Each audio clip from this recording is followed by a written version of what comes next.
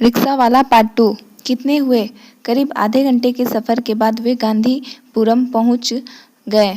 वैसे तो यहाँ का 60 रुपये बनता है, आप 50 ही दे दीजिए, वह विनम्रता से बोला। उस अंधेड़ व्यक्ति ने जेब से 20 का नोट निकाला और उसके हाथों में थमाकर जाने लगा। ये क्या अंकल जी, बहुत घाटा लग जाएगा। घाटा क्या लगेगा, तेरा क्या पेट्रोल जल गया है? लेकिन अंकल जी। अरे ठीक है, रख ले, वह बेरुखी से कहते हुए आगे बढ़ गया। रघु का जी चाहा कि वह उस घूसट का मुंह तोड़ दे, लेकिन कुछ सोचकर वह खून का घूंट पीकर रह गया। वह रिक्शे पर चढ़ा और वापस चल पड़ा। आज का दिन उसकी कमाई के लिहाज से अच्छा गुजरा था। दिन भर में करीब 650 रुपये की कमाई हुई थी और पहले का 500, लेकिन अभी 400 रुपये कम थे। उसमें से 200 रुपये रिक्शे का किराया भी देना था। चलो उसे कल ही 2 दिन का इकट्ठे दे दूंगा, पहले बेजू अंकल से उधार लेकर भेज देता हूँ। सोचते हुए वो उठ खड़ा हुआ। बेजू का कोई रिश्तेदार नहीं था, वह बेटी थी जो 10 साल पहले ही एक लफंगे के साथ भाग गई थी। उसे गाँव गए कई साल हो चुके थे। वह दिन भर रिक्शा चलाता और रात को 2 पैक मारकर रिक्शे पर पड़ जाता। बेजू से पैसे लेकर उसने घर भेजे, तब जाकर उसे थोड़ा चैन मिला। रात के 8 बज चुके थे। अब उसे भूख भी लगाई थी। वह उठा और सामने के होटल में घुस गया। ये इडली डोसा और सांभर खाते खाते तो लगता है घर जाने से पहले ही मर जाऊंगा, उसने बेमन से इडली को मुंह में डालते हुए सोचा। सचमुच उसने पिछले 3 महीने से कभी भी भरपेट भोजन नहीं किया। खाना खाने के बाद वह अपने रिक्शे पर बैठा था, तभी उसे कुछ याद आया। उसने तुरंत मोबाइल निकालकर कॉल लगाया। राहुल अभी अभी ड्यूटी से आकर बिस्तर पर लेटा ही था कि उसका मोबाइल बजने लगा। हेलो, कौन? वह मोबाइल की स्क्रीन टूटी होने के कारण नंबर नहीं पहचान पाया। हेलो राहुल, कैसा है तू? प्रणाम भैया, मैं ठीक हूँ, आप कैसे हैं? राहुल का बुझा हुआ चेहरा खिल उठा। अरे फ़ोन क्यों नहीं करता है रे तू? रघु ने उसे डांटते हुए बोला। मेरे मोबाइल का स्क्रीन टूट गया, इसमें कुछ नहीं दिखता, बस कॉल सुन सकता हूँ। अरे कैसे टूट गया? वो काम करते वक्त हाथ से छूट गया, राहुल ने बताया। अच्छा ठीक है, बनवा लेना। अब ये बता कि काम कैसा है? रघु ने जानना चाहा। कैसा है? ठीक ही है, लेकिन ड्यूटी 12 घंटे की है और महीने में केवल 9,000, उसमें से भी ठेकेदार का कमीशन कट जाता है, राहुल मायूसी से बोला। दरअसल उसका वहाँ बिल्कुल मन नहीं लग रहा था। ऐसा लगता था कि जैसे किसी जेल में हो। अच्छा कोई बात नहीं, दिवाली तक किसी तरह काम कर ले, उसके बाद फिर मत आना, रघु ने संतावना दी। लेकिन ठेकेदार कहता है कि दिवाली में कोई घर नहीं जाएगा, जो जाएगा उससे पैसा नहीं मिलेगा। क्यों? उसके बाप का राज है क्या? हाँ समझिए, उसका ही राज चलता है। कोई उसके खिलाफ कुछ नहीं बोल पाता। जरा बात करा तो उससे। छोड़िए ना, वो आपसे बात नहीं करेगा। मैं कोई ना कोई उपाय ढूंढूंगा, आप चिंता मत कीजिए। आप बताइए, आपका काम कैसा है? मुझे भी एक फैक्ट्री में अच्छा काम मिल गया है, मेहनत भी ज़्यादा नहीं है और 10 से 12,000 रुपये आराम से बच जाते हैं। चलिए बहुत अच्छा है, राहुल खुश होते हुए बोला। ठीक है, तुम ठेकेदार को बता देना कि दिवाली में जाना है, मैं तुम्हारे लिए भी टिकट बुक कर लूँगा। और हाँ, कोई दिक्कत हो तो मुझे किसी के मोबाइल से फ़ोन कर देना, मैं चला आऊँगा। ठीक है, फ़ोन रखता हूँ। अच्छा ठीक है। फ़ोन एक तरफ रख कर राहुल बिस्तर पर लेट गया। भाई से बात करके आज उसे बहुत सुकून मिला था, वरना फैक्ट्री के शोर शराबे से तो वह पागल हो उठा था। कल ठेकेदार को साफ साफ बता दूंगा कि मुझे दिवाली में जाना है, सोचते हुए वह गांव की दिवाली और छठ पूजा की पुरानी यादों में खो गया। कितना अच्छा है हमारे गांव का जीवन, बस केवल बाढ़ ना आए तो हमें परदेश आने की क्या ज़रूरत। भाभी के हाथ की पूरी कचौड़ी और माँ के हाथ के स्वादिष्ट ठेकुओं की कल्पना करके वह रोमांचित हो उठा। अब की बार वह मुन्ना, किरण और नेहा के लिए ढेर सारे पटाखे खरीदना। उसे अपने भतीजे और भतीजी का ख्याल आया।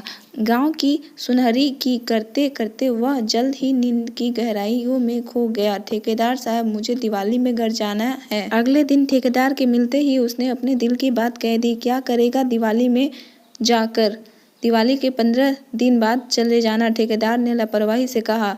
नहीं, बरस बरस के दिन पर मैं घर पर नहीं रहूंगा तो मेरी माँ बहुत रोएगी। तो फिर क्यों आया? यहाँ माँ की गोद में रहता, ठेकेदार ने बेरुखी से बोला। मैं तो किसी भी हाल में जाऊंगा ही। तो फिर जा, कौन रोकता है, मगर तेरे इस महीने के पैसे नहीं मिलेंगे। ये तो कोई बात नहीं हुई, मैं मालिक से बात करूंगा, राहुल ने थोड़ी सख्ती से कहा। तो फिर जाना, यहाँ क्यों खड़ा है? ठेकेदार ने भद्दी सी गाली दी। अगली सुबह मालिक ने राहुल को अपने ऑफिस में बुलाया और बहुत फटकारा। वो तो शुक्र है अजय का जो समय पर वहां पहुंच गया, वरना वह हाथ भी उठा देता। शायद ठेकेदार ने ही उसको कोई पट्टी पढ़ा दी थी। देखो राहुल, समझने की कोशिश करो, हम इनसे झगड़ा करके जीत नहीं सकते, बस कुछ दिन की बात है। दिवाली के बाद मेरे साथ ही चले चलना। अजय, जो राहुल की मौसी का लड़का था और उसका हम उम्र था, यार जब दिवाली छठ बीती जाएगी तो जाकर क्या करूँगा? वह बहुत गुस्से में था। इतना गाली गलौज सुनने के बाद उसका मन और भी नहीं लग रहा था। ठीक है, अभी तो दिवाली को 1 हफ्ते हैं, मैं बात करूँगा, तुम शांत हो जाओ। अजय इस फैक्ट्री में बहुत पुराना आदमी था। दिवाली के ठीक 4 दिन पहले उसका टिकट था। अजय ने पता नहीं कैसे बात करके ठेकेदार को मना लिया था, परंतु ठेकेदार ने उसके हिसाब में से 3000 रुपये काट लिया था। राहुल को बड़ी मुश्किल से इस जेल से आज़ाद होने का अवसर मिला था, इसलिए उसने भी ऐतराज नहीं जताया। रघु ने उसे फ़ोन करके बता दिया था कि एर्नाकुलम से ट्रेन या बस पकड़ के सीधे कोयम्बटूर चले आना, वहाँ से दोनों भाई साथ चलेंगे। पर्व त्योहारों का दिन होने के कारण तत्काल टिकट मिल पाना मुश्किल था, इसलिए उसने बस ही पकड़ ली। कोयम्बटूर बस स्टैंड से उतरकर उसने रेलवे स्टेशन के लिए बस पकड़ ली। रघु लाइन पर था और लगातार उसे दिशा निर्देश दे रहा था। रेलवे स्टेशन के इस पार उतरकर वह मोबाइल कान से लगाए सड़क पार कर रहा था। तभी अचानक एक कार तेज गति से सामने आ गई, लेकिन उससे पहले कि कार उसके शरीर को छूती, सड़क के उस पार से किसी ने बिजली की फुर्ती से उसके ऊपर छलांग लगाई और उसे दूर ढकेल दिया। यह सब इतनी तेजी से हुआ कि उसे कुछ भी दिखाई नहीं दिया। थोड़ी ही देर में भीड़ जमा हो गई। कार ड्राइवर कार छोड़कर भाग चुका था। रोड पर गिरने के कारण उसकी कोहनी छिन गई थी। किसी तरह कराहते हुए वह भीड़ को चीरता हुआ अंदर पहुंचा और मृतक को पहचानने की कोशिश की। उसने दिमाग पर जोर डाला और घने दाढ़ी मूंछों के खून से सने चेहरे को पहचानने की कोशिश की। अगले ही पल वह शव से लिपटकर दहाड़े मार मार कर रो रहा था। वो रघु ही था जो सड़क के इस किनारे खड़ा होकर उसका इंतजार कर रहा था। चारों ओर से खड़े लोग अपना अपना मोबाइल लिए तस्वीरें खींच रहे थे और वह भाई के शव से लिपटा रो रहा था। कुछ ही मिनटों में जब पुलिस आ गई तो सब लोग वहां से खिसकने लगे।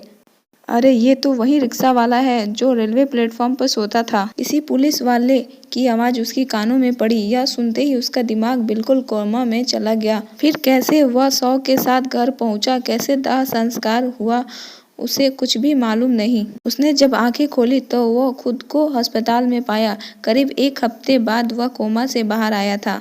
माँ, बाबूजी, भाभी, बच्चे सभी उसके आसपास बैठे थे। जैसे ही उसकी नज़र भाभी और बच्चों पर पड़ी, वह किसी बच्चे की तरह सुबक सुबक कर रोने लगा। वह उस दृश्य की कल्पना करके तड़प उठा जब उसका भाई रिक्शा चलाता होगा, जब वह रेलवे स्टेशन पर सोता होगा, जब उसके खूबसूरत चेहरे को कार ने रौंदा होगा। वह भाभी के पैरों में गिरकर लगातार रोते ही चला जा रहा था। लेकिन आखिरकार कोई कब तक रो सकता है? किसी के जाने से जीवन रुक तो नहीं जाता। लेकिन उसने उसी वक्त कसम खाई कि वह तब शादी नहीं करेगा जब तक वह अपने भतीजे को पढ़ा लिखा कर बड़ा आदमी नहीं बना देता और दोनों भतीजियों की शादी नहीं हो जाती। उसने फिर से पढ़ाई चालू कर दी। अब वह दिन भर पास के कस्बे में मजदूरी करता और रात को पढ़ाई करता। दिल लगाकर काम करने के कारण बहुत ही जल्द वह कुशल कारीगर बन गया, जिसके चलते उसे ज़्यादा पैसा मिलने लगे और घर की हालत भी सुधरने लगी। लेकिन अभी उसका लक्ष्य पूरा नहीं हुआ था। उसने परिवार का खर्च चलाते हुए पढ़ाई भी जारी रखी और बच्चे को भी पढ़ना जारी रखा। 5 साल बाद राहुल, अब तो शादी करब ना? भाभी ने उसके माथे पर टीका लगाते हुए पूछा। आज रघु की 5वीं वर्षी थी और इसी मौके पर उसका बिहार पुलिस में दरोगे के पद पर उसका सिलेक्शन हो गया था। इसी खुशी में पार्टी दी गई थी। सभी मेहमान आए हुए थे। पूरे परिवार में खुशी का माहौल था। माँ और बाबूजी भी बहुत खुश थे। आखिरकार वे गरीबी के दलदल से बाहर निकल गए थे। बोलत काहे निका? अब की बार माँ ने उसे टोका। नहीं भाभी, अभी मेरा काम अधूरा है। अभी मुन्ना को एसीपी बनाना है, अभी किरण और नेहा की शादी करनी है और गांव को ऐसा बनाना है कि किसी को भी परदेश जाकर मजदूरी ना करनी पड़े। अभी मेरा सफ़र बहुत लंबा है, अब तक आप लोगों को इंतज़ार करना पड़ेगा। आप लोग मुझे आशीर्वाद दीजिए कि मुझे अपने सफ़र में सफलता मिले। वह भाभी, माँ और बाबूजी के पाँव छूते हुए बोला। सभी मेहमानों से निपटकर वह छत पर चला आया। रात के 12 बज रहे थे। चाँद पूरी ताकत से चमक रहा था। उसने ध्यान से चाँद को देखा तो ऐसा लगा कि रघु मुस्कुरा रहा है।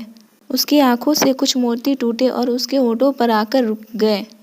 अनायास ही उसके होठों से निकल पड़ा, भैया आप खुश तो हो ना। हमारी इस कहानी को पूरा देखने के लिए धन्यवाद। हमारे चैनल को सब्सक्राइब करें और हमारी यह कहानी कैसी लगी आप कमेंट करके ज़रूर बताएं।